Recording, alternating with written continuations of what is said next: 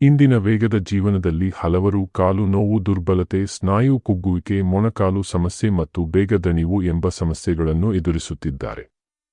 ಯುವಕರಲ್ಲಿಯೂ ಸಹ ಕಾಲುಗಳಲ್ಲಿ ಬಲ ಕಡಿಮೆಯಾಗುತ್ತಿರುವುದು ಸಾಮಾನ್ಯವಾಗುತ್ತಿದೆ. ಇದರ ಪ್ರಮುಖ ಕಾರಣಗಳು ತಪ್ಪಾದ ಆಹಾರ ಪದ್ಧತಿ, ವ್ಯಾಯಾಮದ ಕೊರತೆ, ಹೆಚ್ಚು ಸಮಯ ಕುಳಿತುಕೊಳ್ಳುವುದು, ನಿದ್ರೆಯ ಅಭಾವ ಮತ್ತು ದೇಹಕ್ಕೆ ಬೇಕಾದ ಪೌಷ್ಟಿಕಾಂಶಗಳ ಕೊರತೆ.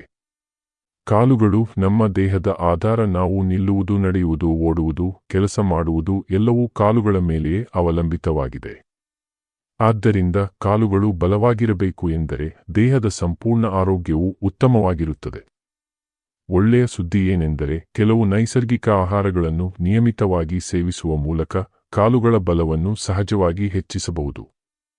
ಈ ವಿಡಿಯೋದಲ್ಲಿ ಕಾಲುಗಳ ಸ್ನಾಯುಗಳಿಗೆ ಬಲ ನೀಡುವ, ಎಲುಬುಗಳನ್ನು ಗಟ್ಟಿಗೊಳಿಸುವ ಮತ್ತು ದಣಿವನ್ನು ಕಡಿಮೆ ಮಾಡುವ 8 ಅದ್ಭುತ ಆಹಾರಗಳ ಬಗ್ಗೆ ವಿವರವಾಗಿ ತಿಳಿಯೋಣ.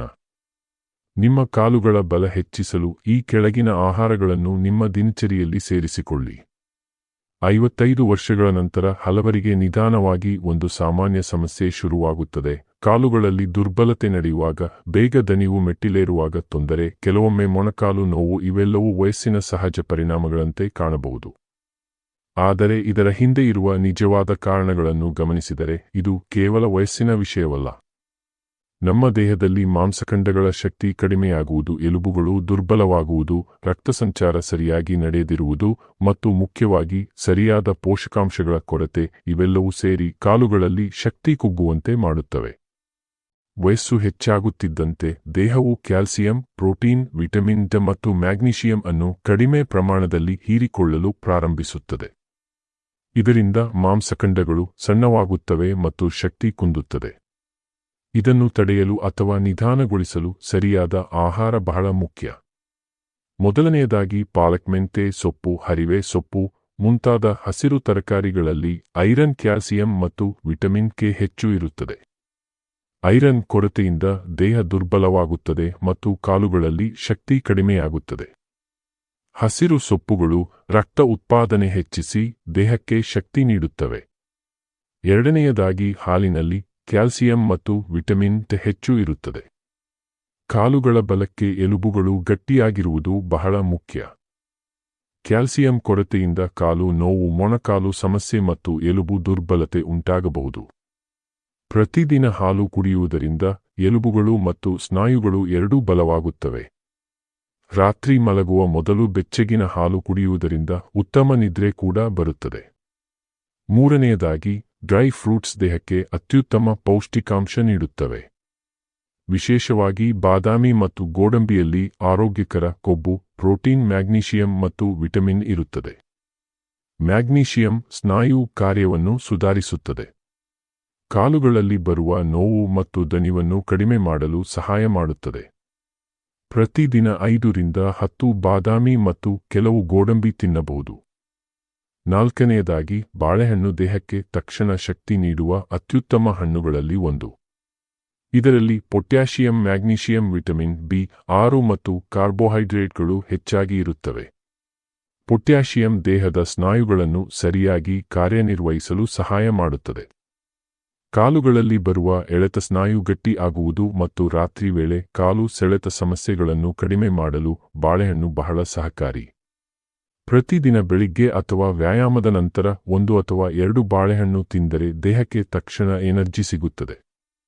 ಆಟಗಾರರು ಮತ್ತು ಜಿಮ್ ಮಾಡುವವರು ಕೂಡ ಇದನ್ನು ಹೆಚ್ಚು ಬಳಸುತ್ತಾರೆ.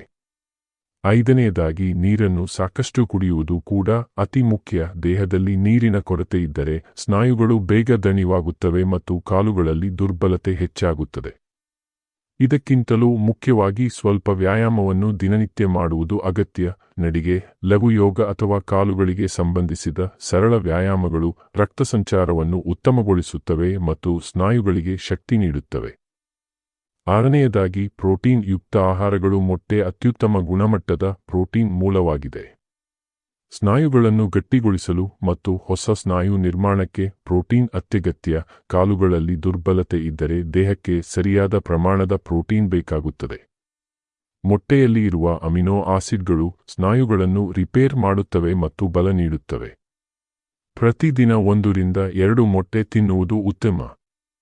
ವಿಶೇಷವಾಗಿ ಬೆಳಿಗ್ಗೆ ತಿಂದರೆ ದಿನಪೂರ್ತಿ ಶಕ್ತಿ ದೊರೆಯುತ್ತದೆ. 7ನೇದಾಗಿ ಸಣ್ಣ ನಡಿಗೆ. ದಿನಕ್ಕೆ ಕನಿಷ್ಠ 30 ನಿಮಿಷಗಳ ಕಾಲ ಲಘು ನಡಿಗೆಯನ್ನು ರೂಢಿಸಿಕೊಳ್ಳಿ. ಸರಿಯಾದ ನಿದ್ರೆ. ಸ್ನಾಯುಗಳು ಚೇತರಿಸಿಕೊಳ್ಳಲು ದಿನಕ್ಕೆ 7-8 ಗಂಟೆಗಳ ನಿದ್ರೆ ಅವಶ್ಯಕ. ತೂಕ ನಿರ್ವಹಣೆ. ಅತಿಯಾದ ದೇಹದ ತೂಕ ಕಾಲುಗಳ ಮೇಲೆ ಒತ್ತಡ ಹೇರುತ್ತದೆ, ಹಾಗಾಗಿ ತೂಕವನ್ನು ನಿಯಂತ್ರಣದಲ್ಲಿಡಿ.